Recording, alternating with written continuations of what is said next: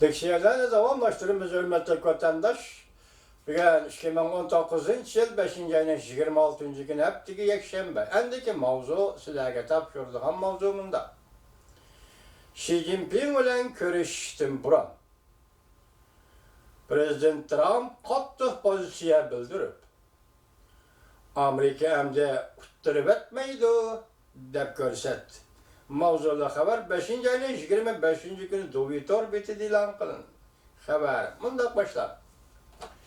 Bugün Amerika-Jungo söhbeti qatmalliq tushib qoldi. Amerika prezidenti Trump 25. günü mundaq ko'rsatdi. Amerika emde uttirib etmeydi. Prezident Trump Jungo'nun reisi Xi Jinping ile yaqinda görüşüdü. Prezident Trump 25. günü Twitter'da fikir kaldırıp bundan ko'rsatdi. Amerika Jungo savdo urushi 30 yıl burulla başlangan idi. Lekin hozir butunlay bir buruluş davriga kirib keldi. Uyg'unish davriga kirib keldi. Yani Amerika bir buruluş davriga kirib keldi. Uyg'unish davriga kirib keldi. Amerika emde uttirib etmeydi. Hozir prezident Amerika Qo'shma Shtatlarining prezidenti Trump havo armiyasi birinchi nomerlik aeroplanga o'ltirib Yaponiyaga ziyoratga ketyapti. Prezident Trump yuqorqi so'zlarni Fox xabarlar televiziyasining muxbiri Maria Partining ziyoratini qabul qilgan chog'da so'zladi. Prezident Trump savdo tengsizligidan izchil og'rinib keldi.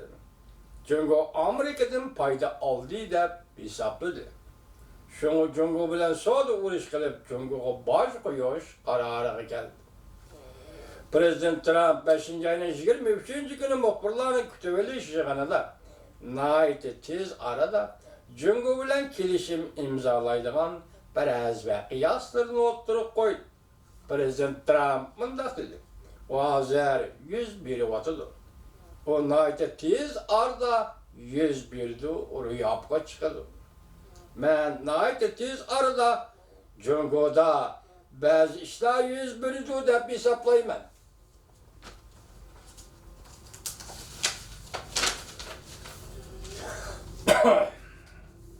Çünkü ben Jungo'dan minglığan, 10 minglığan şirketler ayrılıp çıkıp getirdi.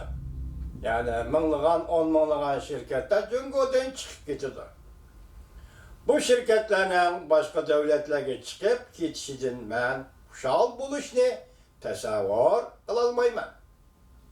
Aslında bu şirketler çıkıp gitmezdik gerekidi. Bunu üzerine Jungo üzerine keltirip çıkardım demek. Ben bunun uşal buluşunu üzerine tasavvur kılalmayman.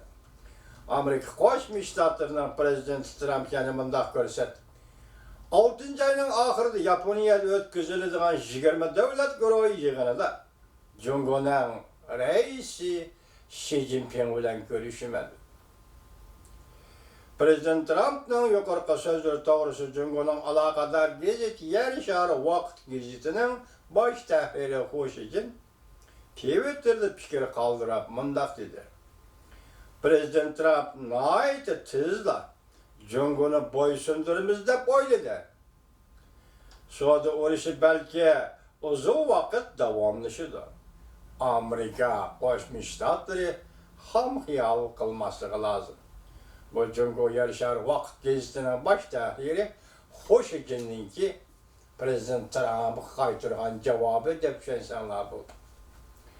Xabarda bundaq ko'rsatildi. Jungo'ni yo'l qo'yishga majburlab Amerika Jungo'ning pan texnika şirketi Huawei şirketiga mahsulotlarning Amerika bozorlariga kirishini Huawei şirketi mahsulotlarining Amerika bozorlariga kirishini chekladi. Yana bir tarafdan Huawei şirketining Amerikaning texnikasini setib olishini chekladi.